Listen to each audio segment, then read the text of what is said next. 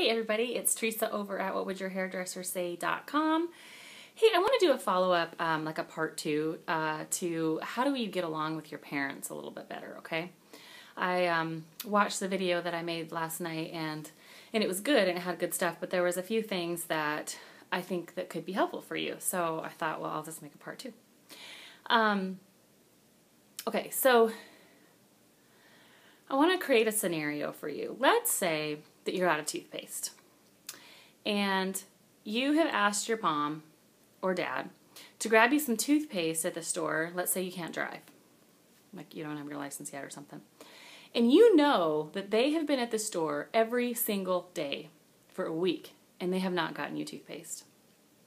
And by maybe the 5th day, that parent says, "Would you quit harping on me? Like, I'll get the toothpaste. Just stop. Stop harping on me."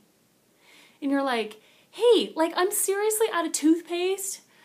I'm not harping on you. I just want you to, I mean, you've been there every single day. Would you please just get it?" Right? I mean, you probably are like, harping? Just asking you to follow through with what you said you do, right? Okay. Now, let's draw that parallel to cleaning your room. Get my point? So many kids have this issue with their room. Okay, you're in there every day. And it's kind of an issue with your parents, right? Some parents don't care about your room. They think, that's your space to manage, and I think that's true to some degree, unless things are growing in there. And then I'm like, no. And I'm kind of a parent that is like, yes, that's your space to manage, but I also don't want you to turn into the crazy cat lady who ends up hoarding so much that she's not even living in her house and she's living in her car. And I actually do know somebody sort of like that.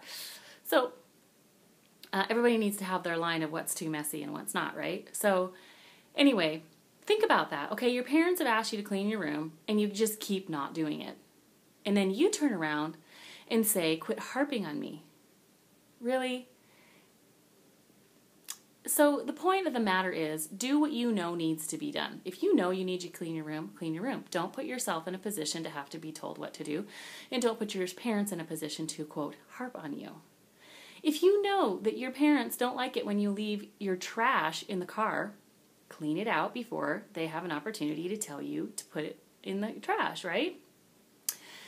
If you make a mess in the kitchen, clean it up right away, okay? Don't put your parents in the position to tell you, because then there's a riff, right? You have a rub because you don't want to be told what to do.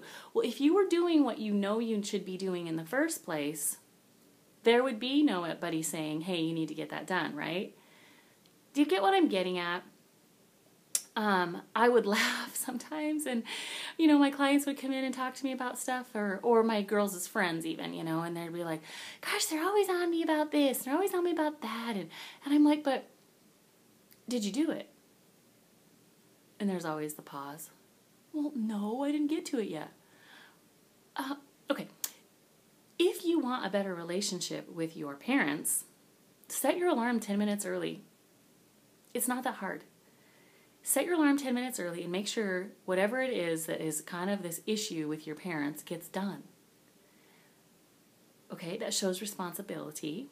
That shows that you are growing into adulthood instead of staying like a child, all right? My girls earn responsibility. It is not given at a certain age.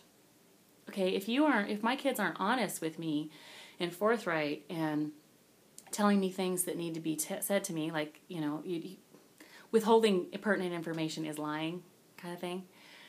If they're not over-informing me, over-communicating, and doing all the things that they are supposed to be doing without me having to tell them, they don't get more responsibility. They don't get more privileges, is what I should say. If you want to go to a movie with your friends, let's think about that. Or if you want to go shopping, okay, I hate shopping. It takes a lot of energy for me to go shopping. So if I've had to harp on you about cleaning your room or cleaning your trash out of the back of my car, I'm not going to have the energy to go shopping, right? So, look at it from your parents' perspective and get yourself out of the hot seat, for crying out loud. It's really not that hard. Look around at what needs to be done. And even if it doesn't apply to you, like you didn't make the mess, but you start pitching in to clean up, do you know how much that matters to a parent? You probably don't, but like a parent's job never ends.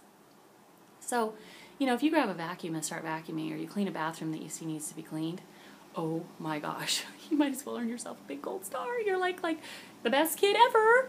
So do that kind of stuff, okay? Help out. Give your parents a hug. I don't know what kind of parent you have. Sometimes people have parents that they're drug addicts and or whatever addicts, and really what you're trying to do is survive your childhood.